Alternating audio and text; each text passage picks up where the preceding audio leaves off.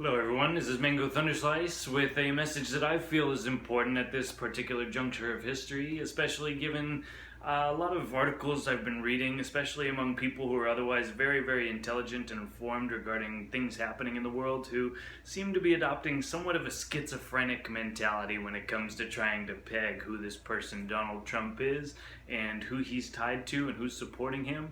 You know, it's people I think are suffering from a few fallacies in their thinking about, you know, how the world works, who this supposed Illuminati is, and you know, what exactly is going on. So this is my kind of interpretation. It's going to be 3 videos. This is the first, and hopefully this will shed some light on the situation for somebody, make it a little bit clearer. So here we go. No matter how smart, trained, talented, energized, or otherwise perfect, everybody does something stupid once in a while. It's inevitable. We live in a universe that at once is total chaos and yet perfectly ordered. Learning to move in chaos and learning to find stillness in serenity is the same lesson. To move within the natural order of the universe is known as grace. To change the existing order of the universe is known as courage. Few beings attain grace or courage in their movement because such attainments, while they appear effortless, require a constant state of attention to balance. There is no time or space to nap on the tightrope that leads to Valhalla. Many beings go to extreme lengths to appear courageous or graceful, when in fact they are not. In a world where people tell lies and believe lies, appearances often become more important than reality. Many say the appearance is the reality. These are the slaves, who sit chained in Plato's cave, memorizing shadows on the wall of figures they have never seen. Few slaves slip the locks and unbind the shackles. Fewer still make a move to leave the cave in which they are raised. Nevertheless, even if 1 million slaves stay put, one will leave. Surprised is he or she to find, upon reaching the surface, that many things they had learned about the shadows are not true of the fully illuminated beings who now roam among them. In fact, one struggles to recall a single useful thing learned while inside the cave. Yet the answer is revealed forthcoming. What we learn about ourself, of our own true nature, is always valid in any context.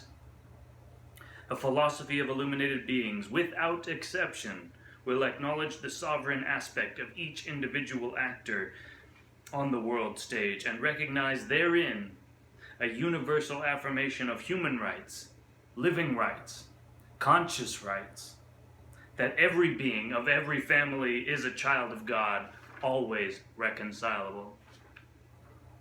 There exists at this time on planet Earth a very precarious crossroads in the minds of the human actors responsible for setting the dramatis stage that has beset them. This applies in many ways. People who have slept in a stupor for years are awakening, only to find, much like Neo, that they had slept in a cage. Humans who have carved upon and feasted upon the flesh of the animal spirits who cohabitate this dimension are stopping to look in the mirror, if only for a moment, to find that they too have become animal spirits. Beyond the curtain, beings of great momentum shift their angular force in ways not seen since the last time Avatar Christ revealed himself to the Empire. Such transitions are new, and yet they are older than the hills on which our first cities stand.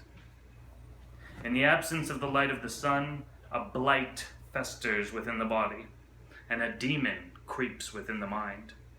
An actor is only capable of that which he has been neurologically scripted. An actor who writes his own script is a poet. The one whom every emperor throughout history has feared.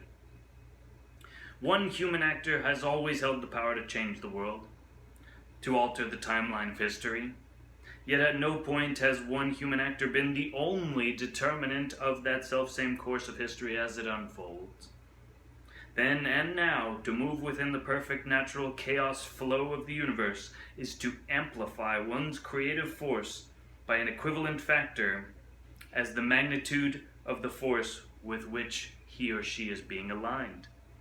The bigger the wave, the wilder the ride, in other words. To ride a tidal wave is to ride as God upon the earth.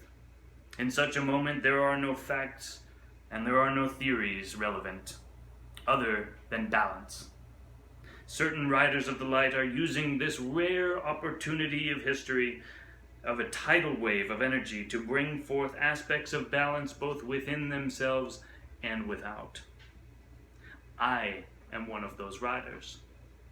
Donald Trump is another.